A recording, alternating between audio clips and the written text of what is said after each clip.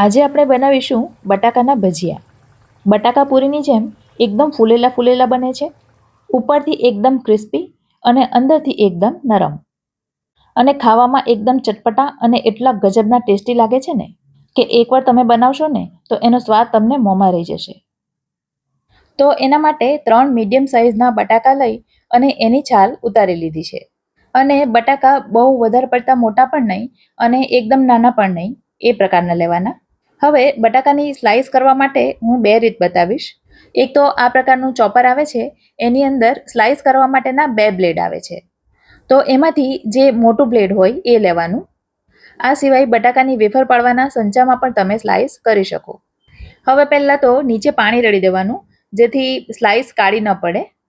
અને ત્યાર પછી આ રીતે બટાકાને આડો મૂકવાનો, જેથી મોટામાં મોટી સ્લાઇસ થઈ શકે. બટાકાને ઊભો નહીં મૂકવાનો, નહીં તો ખૂબ જ નાની નાની પડશે. તો આ પ્રકારની સરસ મજાની એક જ સરખી સ્લાઇસ થાય છે અને એની થિકનેસ પણ તમે જોઈ શકો છો, એકદમ પરફેક્ટ છે. તો એક તો થઈ આ રીત. હવે બીજી રીત જોઈએ. તો એમાં મેન્યુઅલી બટાકાને ચપ્પુ વડે તમારે કટ કરવો પડશે. તો આ રીતે પણ સ્લાઇસ કરી શકાય છે. તમને જે ઇઝી લાગે એ મેથડ અપનાવવાની. તો 3 બટાકાની સ્લાઇસ થઈ ગઈ છે. તો અત્યારે આપણે એને સાઈડ પર રાખીએ. હવે એક બાઉલની અંદર લઈશું 1 કપ ચણાનો લોટ. આ ઝીણો ચણાનો લોટ છે. અને સાથે લઈશું 2 મોટી ચમચી ભરીને ચોખાનો લોટ. ચોખાના લોટના બદલે તમે કોર્નફ્લોર પણ લઈ શકો છો. ચોખાનો લોટ ઉમેરવાથી ભજીયા બહારથી એકદમ ક્રિસ્પી બનશે. તો ચોખાનો લોટ ખાસ ઉમેરવો.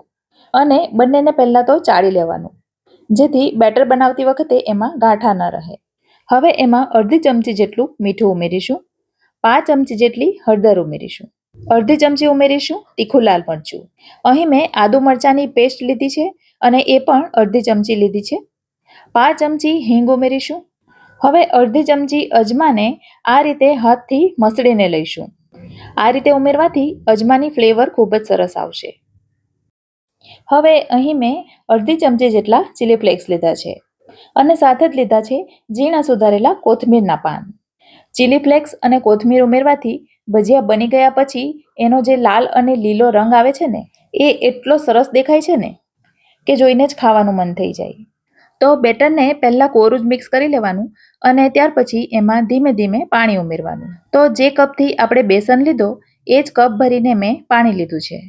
અને પાણી થોડું થોડું મિક્સ કરતા જઈ આપણે એનું બેટર બનાવીશું.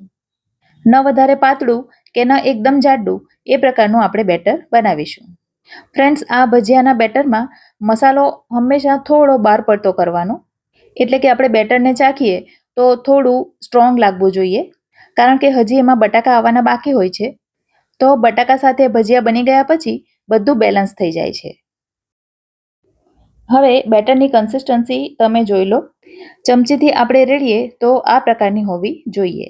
અને આટલું બેટર બનાવવા માટે લગભગ મને પોણા કપ જેટલા પાણીની જરૂર પડી છે.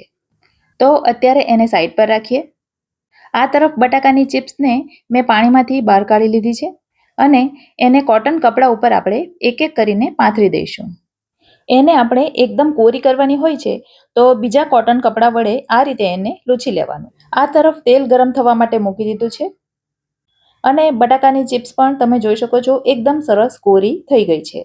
હવે આ તરફ ભજીયાનું બેટર પણ સરસ રીતે સેટ થઈ ગયું છે. તો બેટર બની ગયા પછી એને 10 થી 15 મિનિટનો આ રીતનો રેસ્ટ આપવો જરૂરી છે. હવે ગરમ તેલમાંથી 2 ચમચી તેલ આપણે બેટરની અંદર ઉમેરી દઈશું. આ રીતે ગરમ તેલ ઉમેરવાથી પણ ભજીયા એકદમ ક્રિસ્પી બનશે. અને આપણે ખાવાનો સોડા અંદર નથી ઉમેરવાના, તો એ ઉમેરવાની પણ જરૂર નહીં પડે.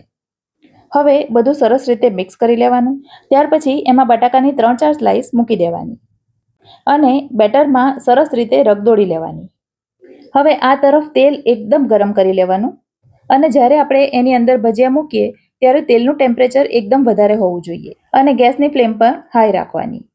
એક એક કરીને તેલમાં સમાય એટલા ભજીયા અંદર મૂકી દેવાના અને ભજીયા મૂકી દઈએ ત્યાર પછી ગેસની ફ્લેમ એકદમ લો કરી દેવાની અને લો ફ્લેમ પર જ ભજીયાને થવા દેવાના.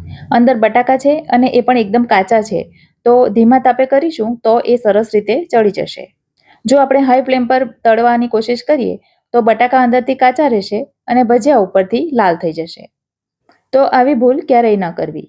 1-2 મિનિટ તળાયા પછી એને ફેરવી લેવાના. તમે જોઈ શકો છો ભજીયા સરસ ખીલી રહ્યા છે. એક ભજીયાના બેચને તળાતા 3 થી 4 મિનિટનો સમય લાગશે. જુઓ, દેખાય છે ને એકદમ ટેસ્ટી. તો ભજીયા તળાઈ જાય એટલે એને એક પેપર નેપકિન ઉપર કાઢી લેવાના અને એ જ રીતે બીજા ભજીયા તળી લેવાના. ફ્રેન્ડ્સ, મારા વિડીયો તમને ગમતા હોય અને મારી ચેનલ ફૂડ વિથ ફાલ્ગુનીને તમે હજી સુધી સબસ્ક્રાઇબ ન કરી હોય તો પ્લીઝ સબસ્ક્રાઇબ કરી દેજો. આ ભજીયા સ્વાદમાં એટલા ચટપટા હોય છે ને કે તમે એને કોઈ પણ ચટણી વગર ટોમેટો કેચઅપ અથવા ચા સાથે પણ ખાઈ શકો. ગરમ ગરમ ખાવાના એટલે ખાવાની મજા આવે અને આમ પણ કોઈ પણ ભજીયા ગરમ ગરમ ખાઓ તો જ સારા લાગે. રેસીપી ગમી હોય તો લાઈક કરજો અને તમારા સર્કલમાં શેર કરજો. તો ફરી મળીશું આવી જ એક નવી રેસીપી સાથે. ત્યાં સુધી મને રજા આપો.